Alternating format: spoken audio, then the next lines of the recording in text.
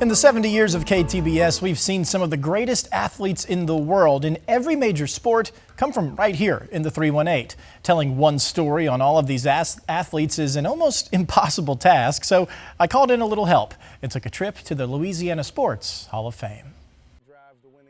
There are few parts of the world that can claim a level of athletic success similar to the Arklatex, and many of our local legends are immortalized in Natchitoches in the Louisiana Sports Hall of Fame. Doug Ireland has been the chairman of the hall for over 30 years and has countless stories to tell about our local legends, starting, of course, with one of the hall's biggest inductees, Woodlawn quarterback and four-time Super Bowl champion with the Steelers, Terry Bradshaw. Terry was obviously one of the great football players ever, and he takes so much pride in being from Shreveport, being from Woodlawn High School, and being from Louisiana, being from North Louisiana, being from Louisiana Tech. He is unabashed in that, and you got to love him for it. When he came here, inducted in '88, it was just Captain Charisma, and he's in our welcome video. He's very proud of being in the Louisiana Sports Hall of Fame. It's home. Bradshaw sat behind Joe Ferguson at Woodlawn, who also had a 17-year career in the NFL, primarily for the Buffalo Bills. While Bradshaw and Ferguson were finding their ways in the pros, something special was brewing in Houghton. Running back Joe Delaney took the NFL by storm in his rookie season in 1981, rushing for over 1,000 yards, 193 of them coming in one game. But Joe's heroic actions off the field would be what he was most known for, giving his life to save 3 drowning children from a pond in Monroe. I had the privilege of being in school with Joe here, and I was actually in the room with KTBS, by the way, when he got the phone call from the Chiefs on draft day, before there was ESPN coverage. Right. You'd never know he was a star in anything.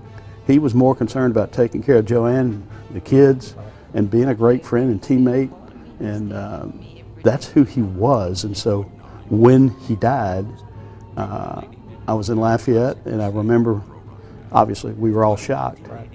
But I was absolutely unsurprised that that's how it happened. Absolutely. Because that was Joe, selfless. After he was drafted, Delaney also helped lead NSU track to a national championship, the only FCS school in history to win an NCAA relay event. Before all of these stars was the Arklatex's first Heisman Trophy winner in 1957 with Texas A&M from Spring Hill, John David Crow. Heisman then was, they had a dinner. And it wasn't all this glamour and glitz. In fact, John David wasn't even sure he wanted to go to New York City. Wow. But he and his parents went. This is his parents in a room off the dining hall with the trophy. Crow spent 10 seasons in the NFL. The NBA has also seen its fair share of Arklatex athletes through the last 70 years, perhaps none bigger than Centenary's Robert Parrish. Parrish was part of the Big Three with Larry Bird and Kevin McHale, winning 3 NBA championships with the Celtics and another with Jordan and the Bulls. Yeah, the Chief, from Woodlawn, and before that, he went through desegregation and wound up at Woodlawn, led them to a championship. Could have gone anywhere to play college basketball and went to Centenary. 20 years in the NBA, and finally at the end, people began to realize outside the game, the Celtics players and the players in the league knew how good he was. But, he's in the Basketball Hall of Fame, and deservedly so, not just for longevity, but for incredible production. And then one we're proud of right here in Natchitoches, Joe Dumars, born in Shreveport. Yeah. Joe, now the GM, Vice President of the Pelicans, right, trying to resurrect that franchise. Joe became a 2-time world champion with the Pistons, and Michael Jordan will say today, the guy who guarded him, who he hated to play, was Joe Dumars. The Arklatex has an imprint on the major leagues, providing both the league and the Louisiana Sports Hall of Fame with a unique piece of sports history. In the history of Major League Baseball, one player has had only his first name on his jersey, and that was Vida Blue with the San Francisco Giants, after he was such a superstar with the A's, just coming out of Soto High School in Mansfield. And he became not only a tremendously successful athlete, but a very admired community man in the Bay Area. Ran a little league for 28,000 people. Wow. And then we have Airline and LSU slugger Todd Walker. Walker's bat helped lead LSU to a national title in 1993, placing him in the National College Baseball Hall of Fame. He has a sweet stroke, and that's one of the bats he used in his career. 12 years in the majors, and you talk about some clutch hits in playoffs and big games. That's what, and then you go look at what he did at LSU. He may very well be the greatest LSU baseball player.